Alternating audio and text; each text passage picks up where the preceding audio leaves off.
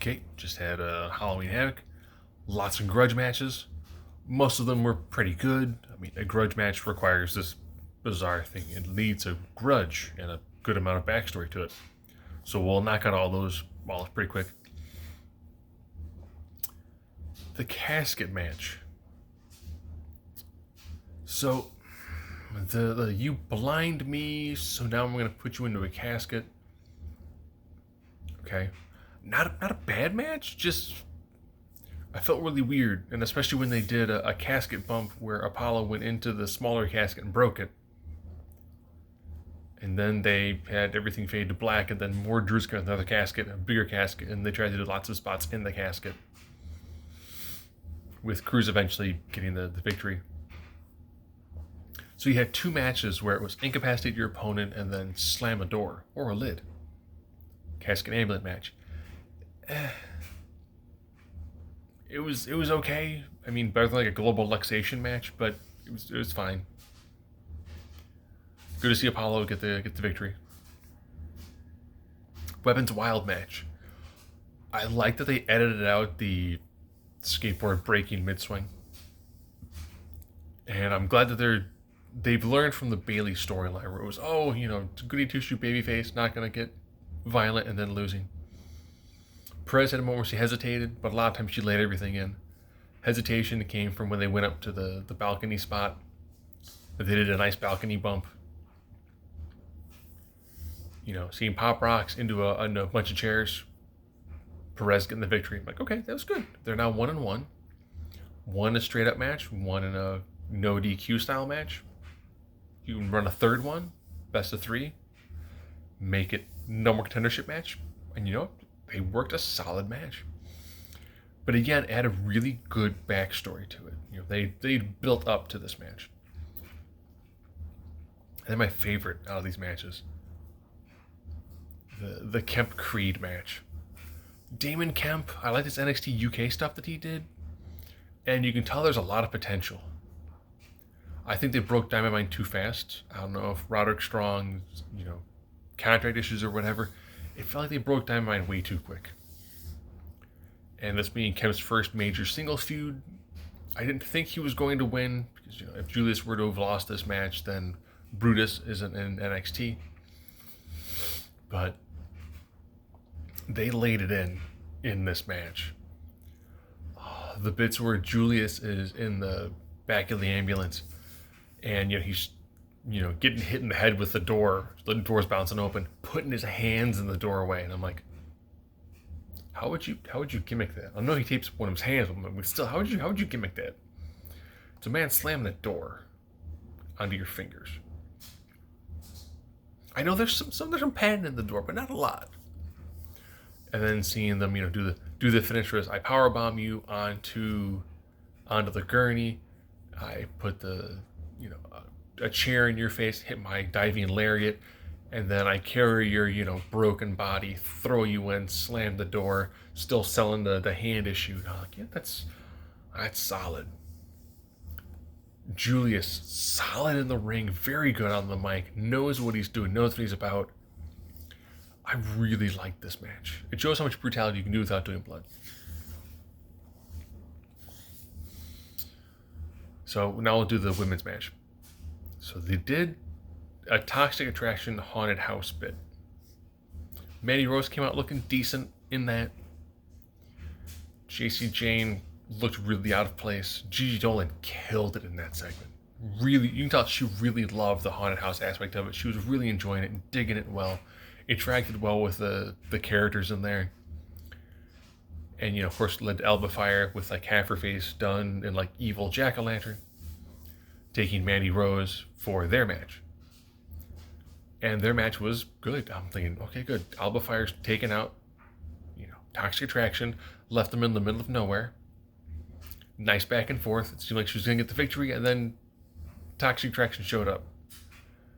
So they were left out in front of the building with no vehicle, because Toxic Attraction showed up in one. Oh, okay, wait. Ty stood up and won, and then they were thrown. Manor was thrown into a second vehicle because they did have a vehicle with them, but still it took them like 10 minutes to make it out there. This would have been another great use of Sonya Deville. Have Sonya Deville be there. It's like, oh, you took a Toxic Attraction, but I still have other friends. Could have been for a better story. Rose gets to retain. Okay, I think that had they adjusted the storyline a little bit to be like, you took a Toxic Attraction, but I still had a friend. Still a friend in me. So now it's all right. Who's Rose face now? I also get to next week is Rose's 1 year anniversary. Okay, makes sense. 5-way ladder match. Whoa. Such a car crash. There are so many bumps where I was like, how? How do you sit back and go, all right, here's my thought. Okay. We're into the ladder bridge. Yeah, you meteor me into the ladder. Okay. I'm going to scale up a ladder stuck around the side. All right. I'm going to put you through the ladder that's breakable. Okay. I'm going to set you up on a ladder. Yeah, and I'm going to do like a leg drop. Okay. I was like, man, they just... Wesley got the victory. Good. He's had a fantastic storyline coming into this year. You know, he was a tag champ. His partner got fired. Lost the titles. They did the nice soul searching, build him back up. And now he's got the workhorse title. Okay. You know, they did the story of, he doesn't think he can do this. He had the self-doubt. They had people talking with him. Lost some matches. Regained his confidence. Started winning matches. We lost matches from dirty reasons. I'm like, they told a good story. The workhorse champion. See what happens. That was a really solid match. Triple threat. There were some moments where the physical storytelling in this was absolutely brilliant. It seemed like Ilya was going to win the match. Ref goes down for 1. Ref goes down for 2. JD McDonough dives in and grabs the ref's hand so he can't do the 3 count. And then you see Dragunov look at him. All of the color drains from his face and he's foaming at the mouth. And he had a look of like, I'm going to kill you. And then I'm going to learn necromancy. And then I'm going to kill you zombie. And then I'm going to learn another level of necromancy. And I'm going to murder your soul. Put it into a phylactery. Then I'm going to eat the phylactery. I mean, he just had a look of, I want to find who your parents are. And I want to whoop them. I want to hope one day you get married and you have a child. And I'm going to find that child. I'm going to whoop him too. Really fantastic. Oh, and JD McDonough played the really great role of, you guys hate each other. You're 2 big, intense alphas. I'm going to let you fight each other. I'm going to roll in, try to do a sneaky pin. Not quite get it. Roll out. Roll in, get a couple shots, roll out. And then 2 wailing at each other. McDonough's just standing there clapping. Oh, this is great. They both kind of stopped to look at him. And he was like, yeah. Oh, crap. McDonough is on a whole nother level. I'm almost thinking right now that McDonough could probably pick someone from the crowd and be like, all right, we're going to call it in the ring. I don't know what these spots are. I'm going to tell you, I'm going to move your body around. And you get probably a 3.5, 4-star match out of, McDonough and a random guy in crowd. Such another level.